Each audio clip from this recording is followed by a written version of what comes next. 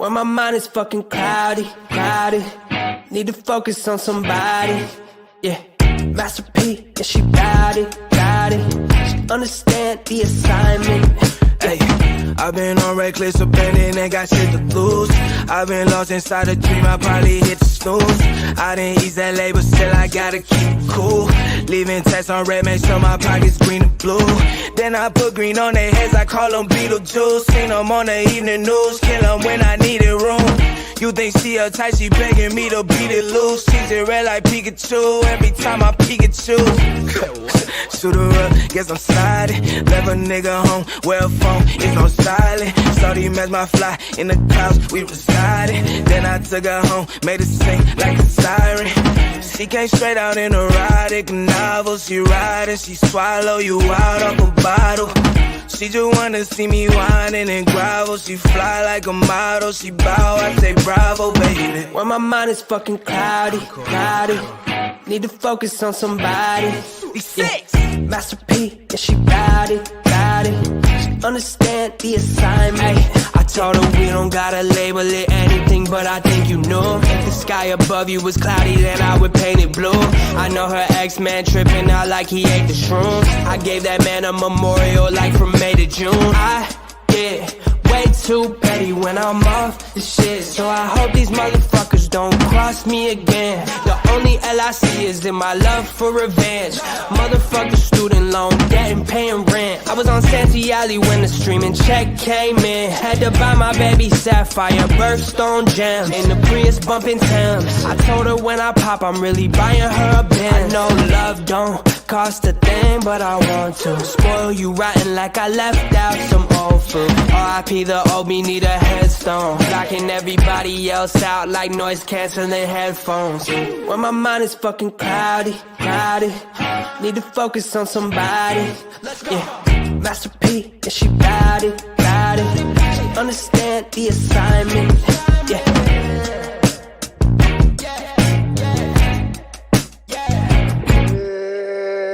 Go, that bitch. Hey, I'm Tim Donaghy, and you're listening to The Advantage Podcast.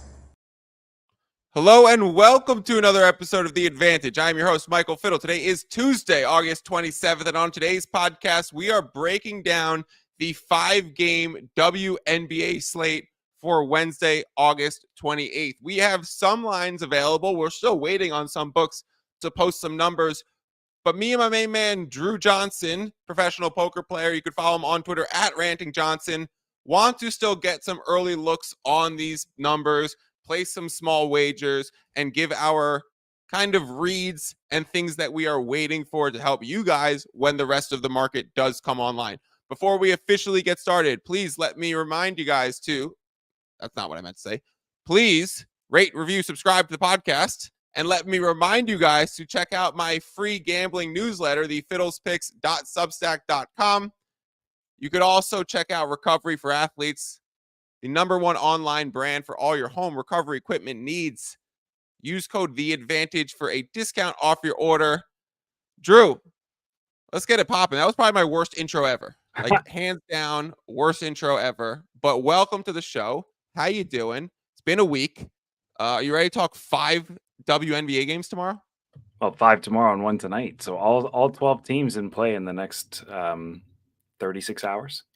Let's go. WNBA is back. NFL is right around the corner. My fantasy draft is tonight. NBA season-long player props are now available, like season leaders, player average stats are available. I did a podcast with Jamie from Projecting the Jump, a fantasy basketball podcast, last night. So if you're just watching this now, make sure you go check out yesterday's episode too.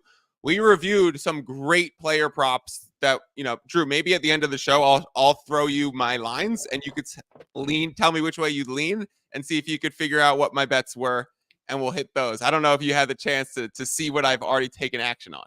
No, I haven't looked at anything NBA related yet. So perfect. All right, let's do that at the end. That'll be some fun rapid fire. Excellent.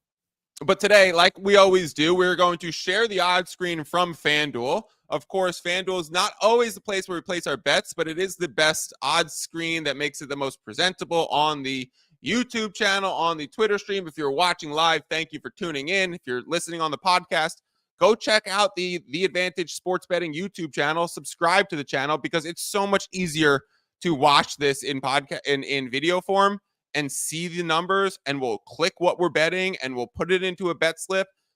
And if we do not have the best number at FanDuel, Drew and I will make a note to say, hey, this is available here at this number, and that's where you should bet it.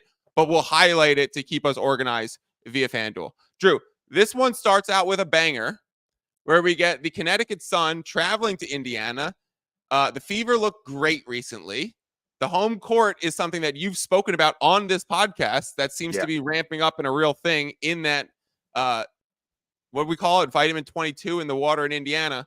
Yeah. But this is one where we disagree. This is one where I was going Sun, clear sharp spot on the Sun, opening 1.5, moving to minus 2.5, taking that juice to minus 112. I think you're fading the market and wanting the Indiana Fever here. That first of all, that isn't what I saw. I saw it open at 3 and it moved to 2.5. So maybe different books. Maybe that may. Yeah, I have it listed as the opening was 1.5.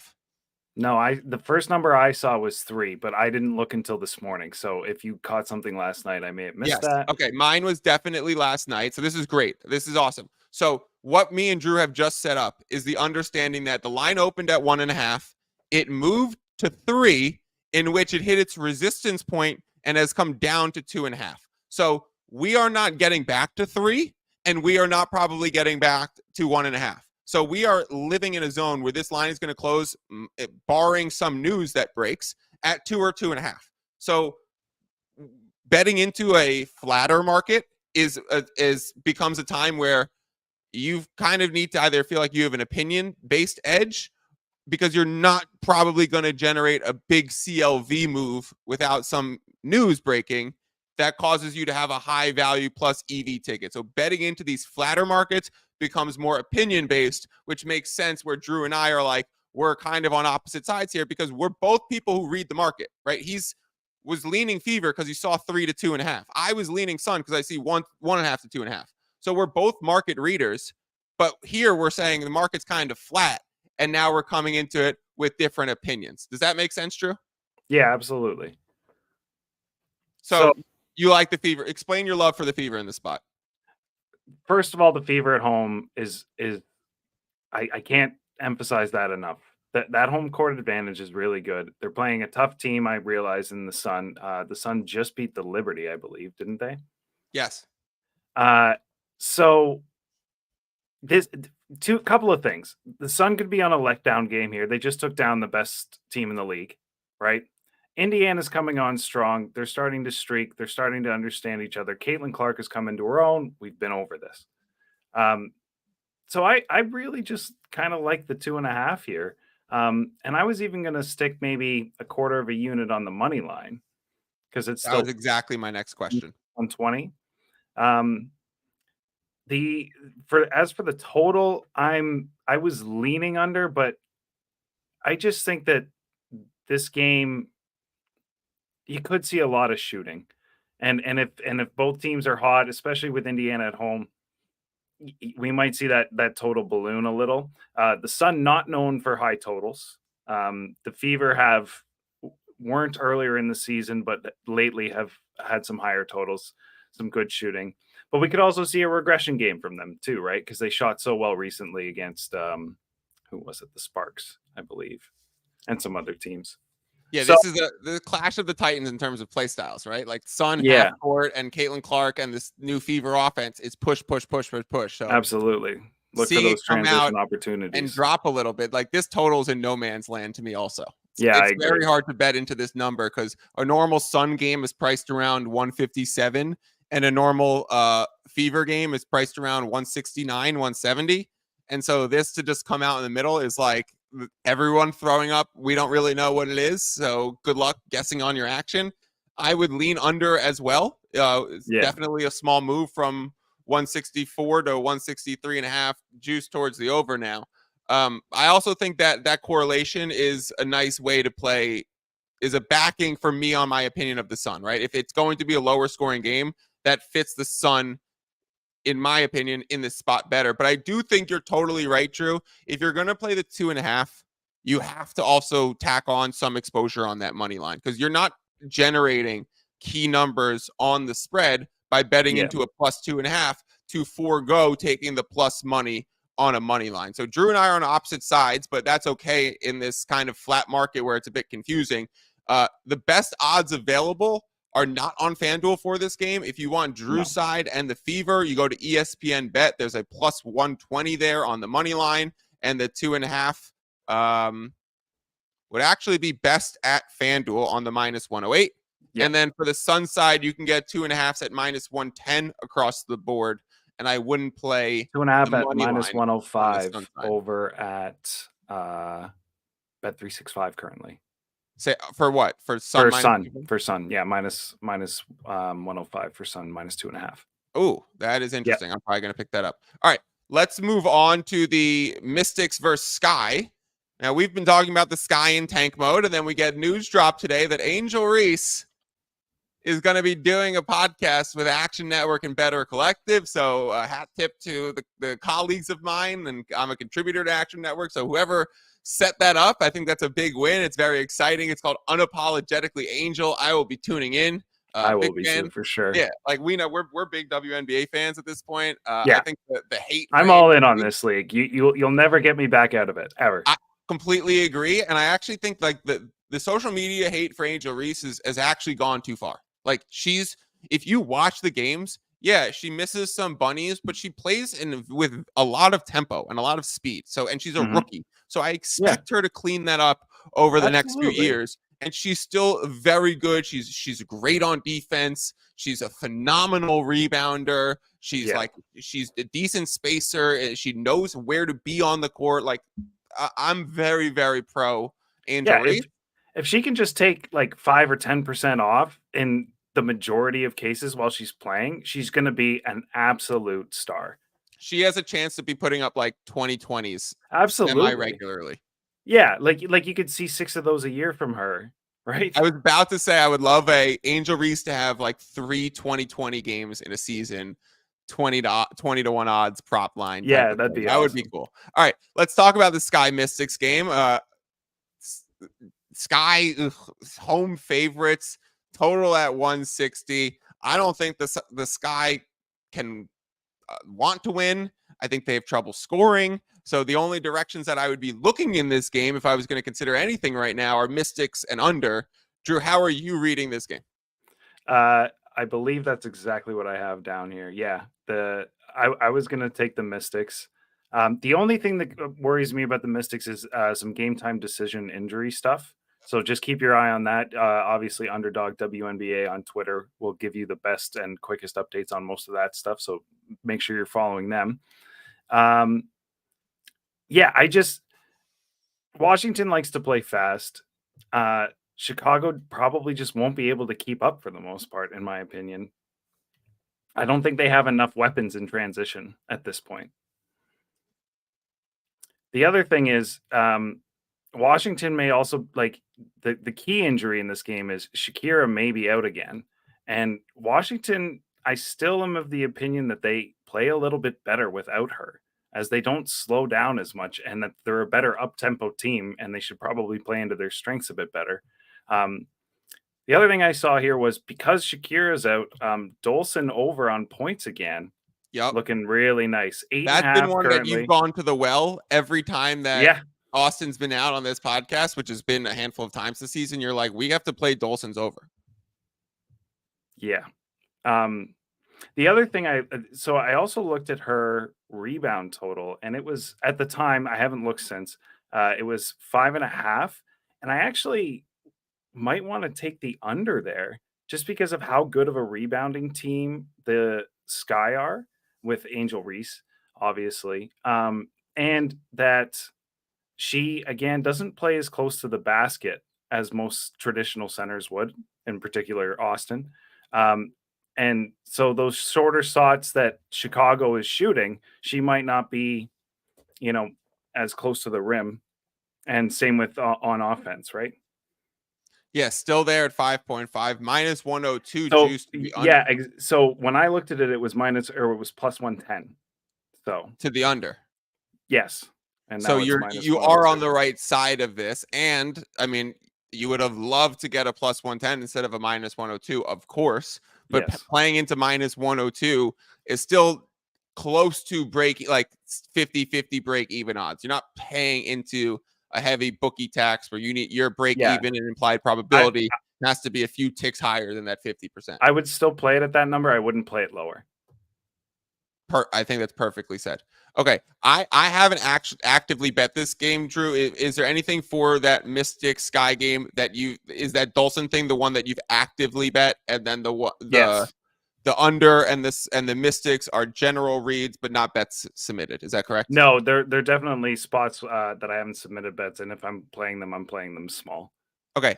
While you were talking, I went and bet 365 -2.5 -105 on the Sun. So I am officially on that as one play. Drew is officially on Dulcin's under on that rebounds prop. Let's talk about I do have Indiana correct. +3 +3 and that well. +120 on the money line. Yeah.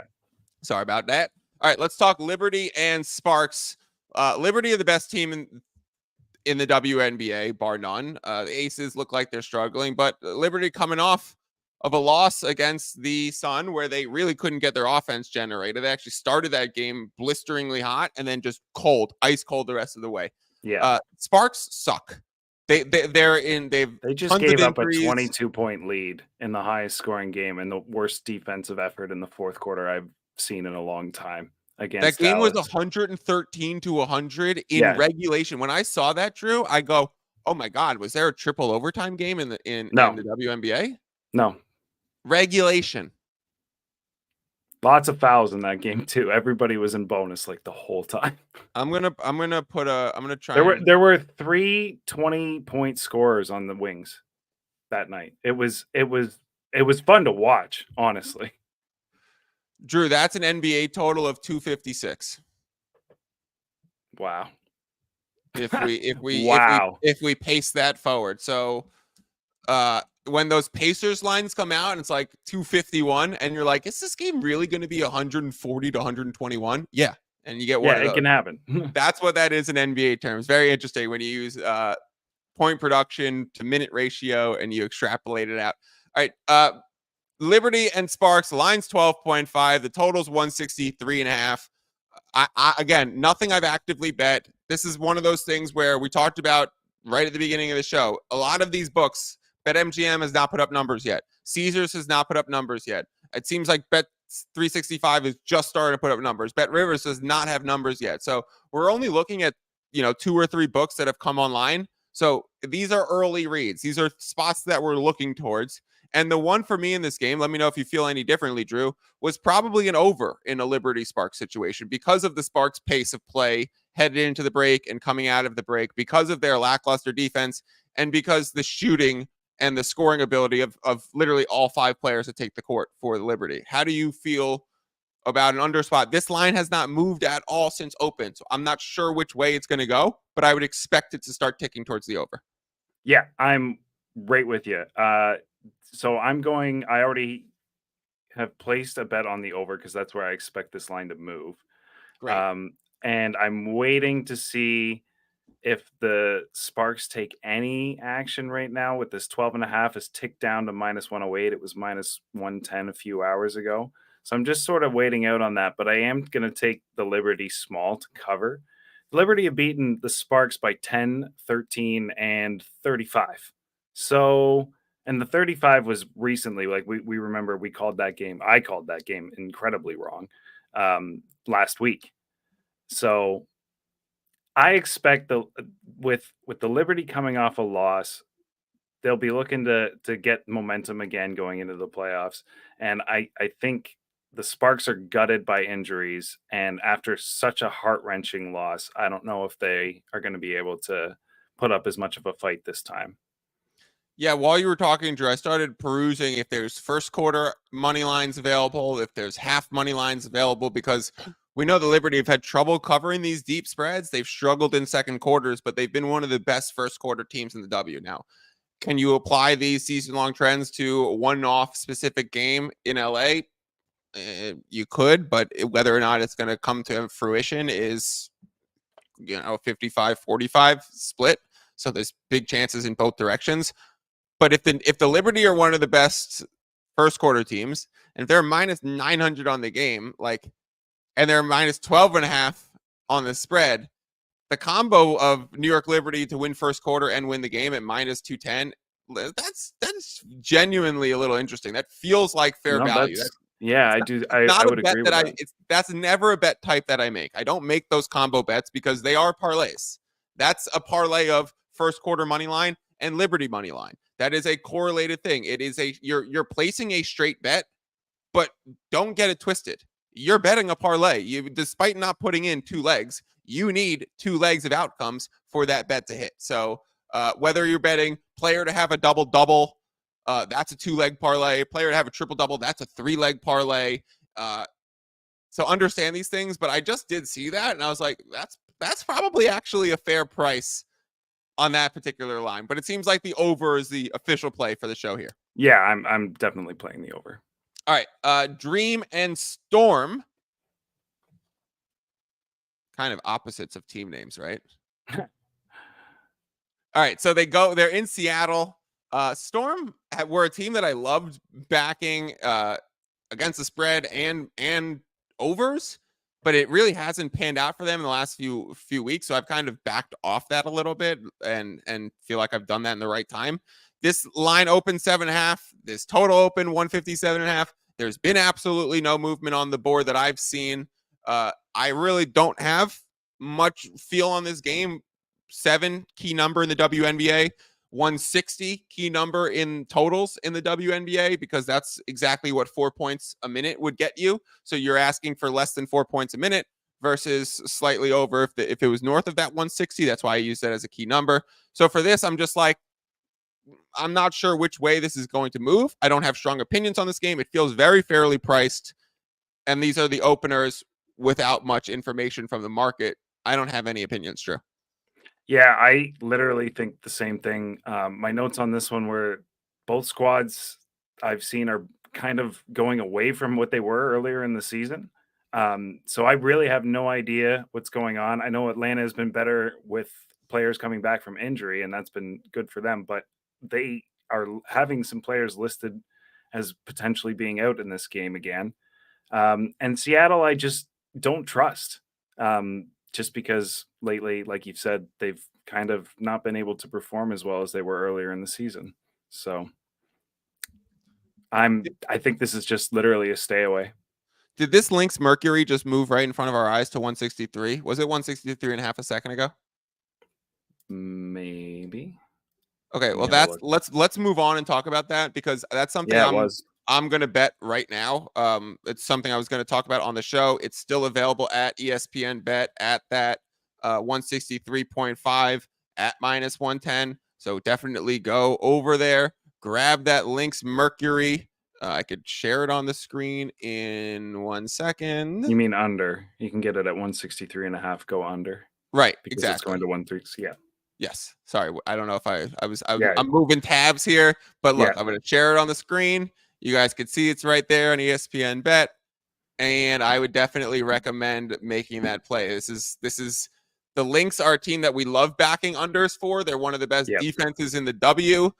They don't really play a high tempo. They're a great shooting team, but they don't play very fast. So I think that sets up well for under spots. And then on the Mercury, I think they're an under team as well, because they're very veteran laden. They feed Brittany Griner in the paint. They initiate through the post. Diana Taurasi is often running pick and rolls. They're half-court sets, so they're a slower team that feeds more interior-style basketball, and they play good defense. So these are 2 teams that I like the under for. 163.5 was that number that came up. I reached out to Drew last night when I saw that number, and I said, what do you think about this under? Drew is so rude and sleeping. He didn't get back to me immediately. Yeah, texting me at 2 a.m, bud. Yep, sorry about that. No worries. I don't have my phone on. Come on. And so now we're starting to see it move. We could still get that 163.5. This was the side that I was plotting, waiting on. Now's the action move. Place that bet at ESPN Bet under 163.5. I feel like you agree with this, Drew, but do you have any opinion on Lynx Mercury spread at all? So this is 100% not based in math or anything. I just have a feeling that this is a trap game and that the Mercury could pull this out weirdly. I'm not betting it. Like, don't get it twisted. I just got a feeling. I'm not going to bet either way. I just one of those times where I was just like, why do I feel like I like the Mercury tonight? It's weird, but Because I think it's fair because the Lynx have come off 3 massive wins in a row. Nafisa Collier is playing probably the best basketball of her life. They beat the Aces twice, right? Those were huge wins, and then they have that Maya Moore retirement ceremony where they beat Caitlin Clark and the Indiana Fever. So they've had 3 massive games in a row where they've won, and now they have to travel for an away spot against a veteran team that should be ready for them. That's coming off of a 1-1 road spot against the Dream where they dropped one where they should have won, right? So is this a Mercury are up and Lynx are down? Drew, I don't know if you were taking in all of those notions into your feeling of it's a trap spot, but yeah, that would be the criteria for a trap spot. yeah, I think you're like. Thank you for putting what I'm feeling into like some intellectual It's context. statements. Yeah, because I don't think I'm gonna play it still, but 3.5 at home against the best team in the league when you like this is the game you've had circled on the calendar, right? Not the best team in the league, but the Commissioner Cup champions and the up and coming team of this season for sure, right? Like the Liberty have been there. The Aces are regressing, it seems. This is the new sort of kid on the block. This is like the contender, right? Yeah, I actually bet them 9-1. Third quarter against the Aces, they're up 17. I live bet them 9-1 to win the WNBA title, Drew, because they were about to go up 3.5 games on the Aces. We're like, 10 games left in the season ish. That's a big lead. And then that's going to put the Aces in that 4-5 playoff bracket. And that means Aces play the Storm in the first round and then the Liberty in the second round. And that means the Lynx are going to get the side of the bracket without the Aces or the Liberty. And I'm like, wow, let me get the Lynx at 9-1 right now. They might cruise to the finals before I have to hedge that off another side. I definitely would, because Lynx, whenever they face one of those Aces or Liberty premier teams, the sharp market always takes the Liberty and the Aces against them. Like, there's always heavy spread movement against the Lynx in those spots. And I think it's a pattern that is eye-opening and worth remembering for the playoffs. But grabbing a 9-1 is something that I would definitely do. Grabbing this under 163 is something I would definitely do. And I think the best way to contextualize this Mercury spot, Drew, is if this moves to 4. If this moves to 4 or 4.5, and we feel it's a trap spot, it's probably worth a small bet to fade the market here and to say, okay, if you're going to give me a 4 or 4.5, if you're going to give me that, because now we're getting to key numbers territory. If you're going to give me a plus 150, 160 on a money line, at that point, I'll play into it. It's also correlated with the under. If this game's going to be moving down 162.5, 162, 161.5, I wouldn't be surprised if this closes at 161.5. Then your plus 4 is more correlated with having an under 163.5. The CLV there, combined with having the underdog with the points at the best available number, that is just beautiful capping. Great process. That is how you would try and initiate into this slate. Does that make sense? Yeah. I have 2 more points on this game. Yeah. With the Lynx and the slow play, like Brittany Griner down the middle is going to be like tough with the like, that's a good matchup for the Phoenix. God, their name escapes me. Mercury, right? Yeah. It's right in front of me on the screen. I'll be fine.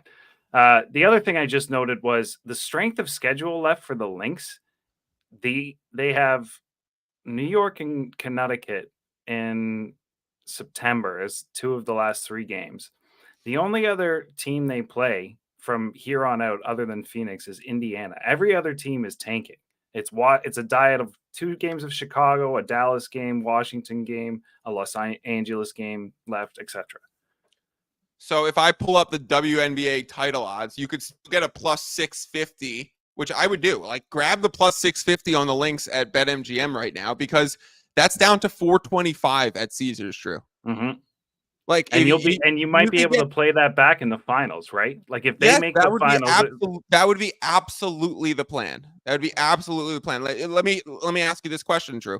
Would you rather grab Lynx plus 650 is the best available number, or would you rather grab Sun plus 800 is the best available number? If you could only have one of the two, right? Because these are probably going to be on the same side of the bracket. You probably don't want to take two teams to win the title that are going to face before the title, right? That's just not good thing to do at this point in the season when we're so close to the playoffs. If you're doing that really early in the season and you don't know that they're very likely going to face in a bracket, sure, get a portfolio of teams at good numbers. I'm okay with that. Betting into that spot now would be tough. So I would say pick one or the other. Sun 8-1, Lynx 6.5-1. Which one would you choose? Lynx for sure. Yeah, that was an instant reaction. And with it being 425 at Caesars, yeah, Caesars does take some sharp action, and they do have higher limits for some like a smaller. It's a smaller market compared to the NBA, the NFL, which are the other things that I cap. Is that the right way to put it? Yeah. All right. You said Brittany Griner's points? You said no. Just that Brittany Griner's gonna make it tough for the style of play that the Lynx like to lean into. Okay, so you're not betting her over on points, but you like another reason to like the under in the game. Yes. Okay, so we're on the under. We are considering the Mercury if it gets up to 4.5. We have the other ones that we bet. Do you want to talk about the game tonight, the Aces Wings game at all? I don't, just because I don't think we've given out any bets. Like I gave out one in the WAP. I got over 177.5. So now I have to consider. Nice. Yeah, beautiful. Yeah. Holla. Join the WAP, fellas. Also, let me just quickly make this caveat. Yes, I've started to put my picks in a like premium chat, a text channel that's locked in private. I've actually really enjoyed doing it. It was a lot of work to just constantly put all of my bets on Twitter all the time and respond to all of the feedback. So for me, it's been a very seamless process. The results are going well in terms of beating all these numbers. To have an over 177.5 in this spot is beautiful. And if people do want to get involved and they do want to get access to that text channel, reach out to me. I know what I do is valuable inherently. Like, you would be able to cash out an over 177.5 at plus money and just make a 5% ROI instantly if you wanted to, or you could let it ride because it's probably got 8 or 9% of value. So I know what I do provides inherent value, but I do want to make some money off of the content that I provide.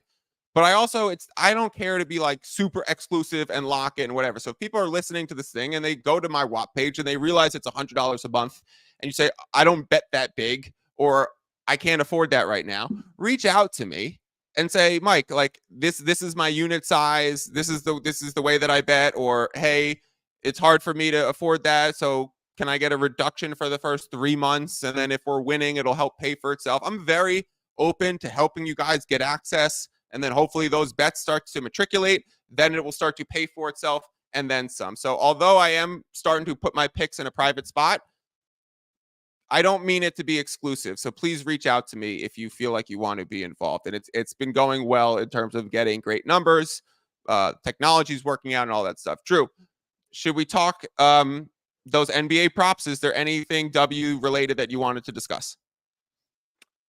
No, not. I think we're good on the W. But yeah, let's do some of your. Let me hear what your NBA stuff is. All right, so I did a full podcast with Jamie at Quanto Physics. He's the host of Projecting the Jump, a fantasy basketball podcast. Yesterday, we talked a full hour deep diving NBA player props, markets, strategies for betting these futures, which lines that we felt were off. I'm just going to rapid fire and get Drew's reaction to the ones that I've actively bet, but definitely go listen to that show if you want to hear just a bunch of discussion of other names, a few ones that Jamie brought to the table that I thought were pretty good advice, just other approaches, ones that we had some honorable mentions and things like that. Drew, here are the 5 NBA player props that I have actively bet. Nikola Jokic, 9.3 assists per game Do you think I went over or under? I think you went under. 1 for 1, Drew. Clear I under think that's spot. right. He averaged 9.0 per game last year. They lose a shooter in KCP. They add a brick house in Russell Westbrook, and they are going to start Christian Braun, and they're going to play more Peyton Watson. And they made an emphasis that they pushed too hard for the 1 seed at the end of the season. So I think a little reduction in offense and shooting and outlets for Jokic and playing time in the end of the season. So why would his assist prop raise 0.3? That was a clear under spot for me. Drew, Devin Booker, 6.8 assists per game. Did I bet the over or the under?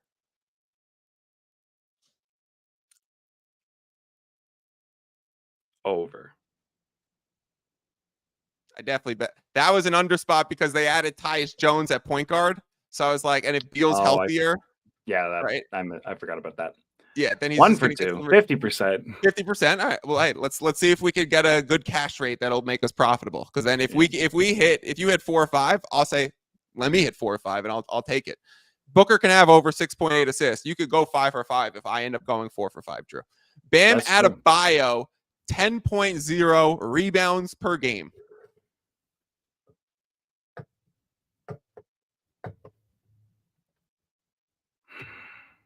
That's a sharp line. Do you want me to give you his previous stats? Because I had the ability to look all this up and evaluate all these lines. Yeah. What are his previous? What were his stats last year? Okay, so he had 10.4 rebounds a game last year. He had 9.2 the year before. He had 10.1 the year before that. He had 9.0 the year before that.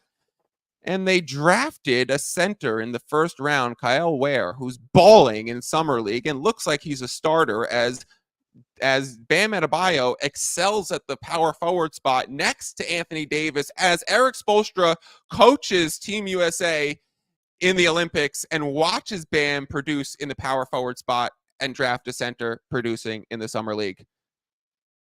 You know where I'm going? Yeah, probably under. Under, baby. Bam Adebayo, under 10.0 rebounds per game. Yusuf Nurkic, 10.3 rebounds per game. Nurk alert.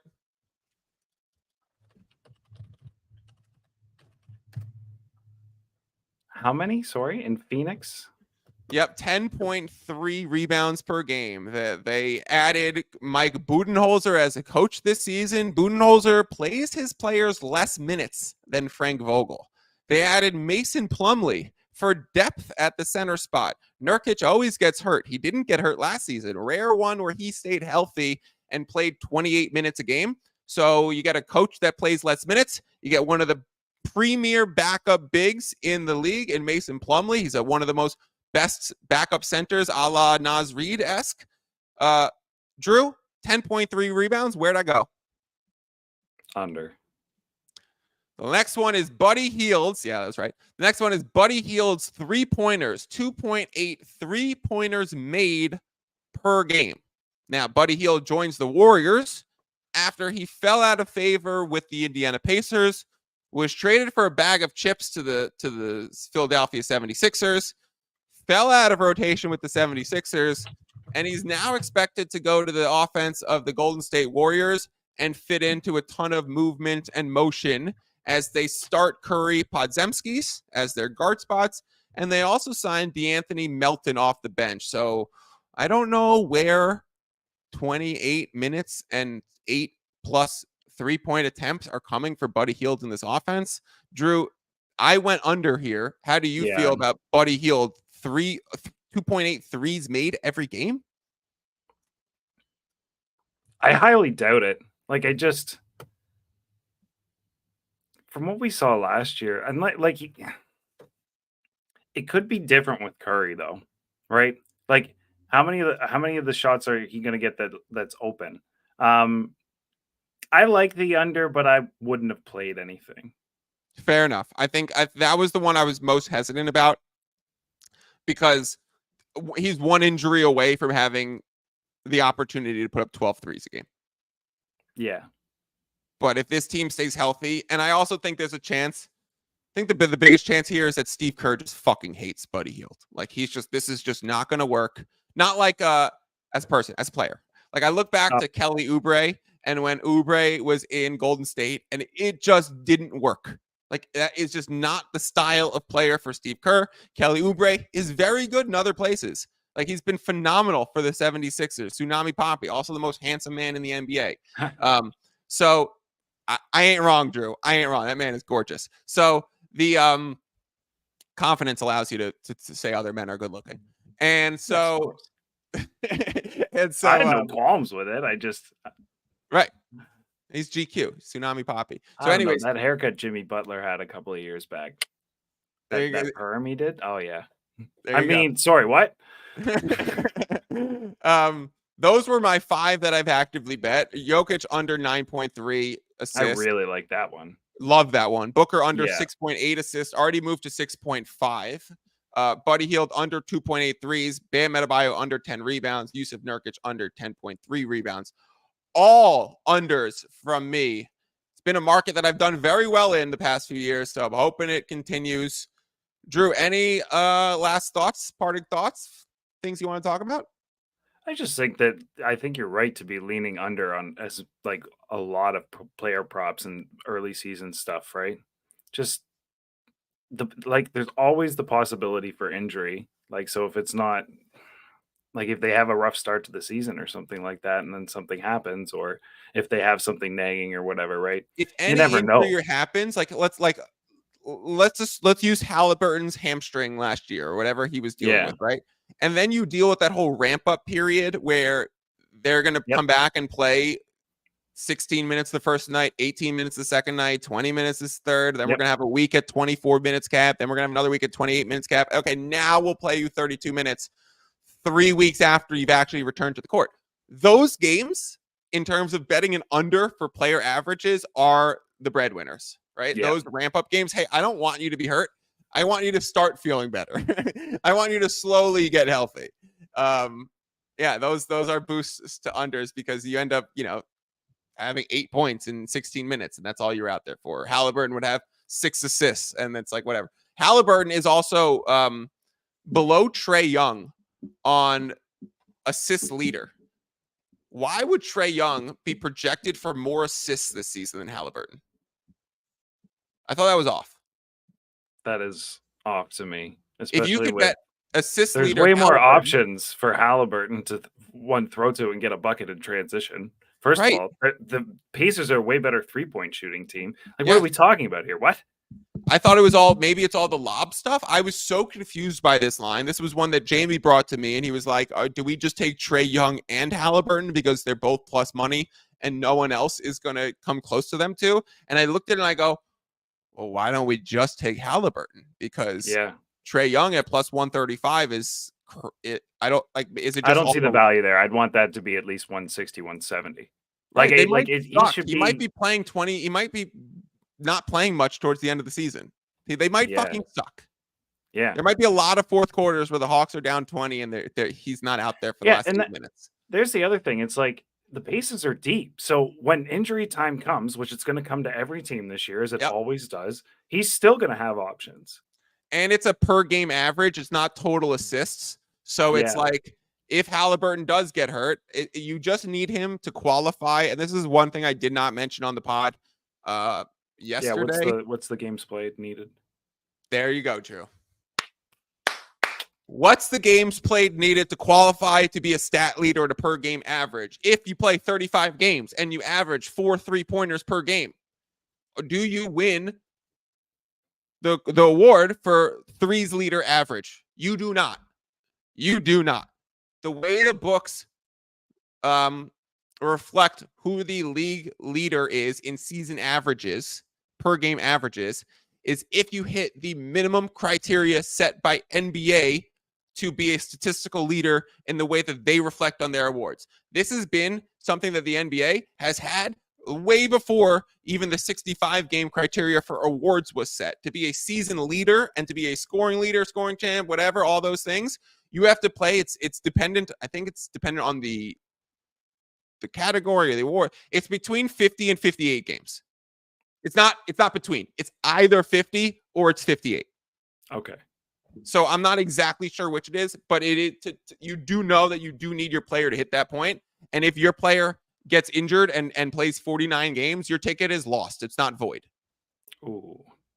Right. That's where a book will get you. I wish they would void. I wish we got the added security that if my player got hurt, you'll void me because he's not in contention for this award anymore. Right? Like I actually think that's a great customer service thing that the book should do. Like if I bet Joel Embiid for MVP and he doesn't reach 65 games, should I get my money back because he's not a candidate for the award that I bet? That's a gray area, but I would actually lean toward the books. Like you've got to price in the risk, right? Right. Or it's a good move in terms of like a lot of these books, and I talk about this sometimes.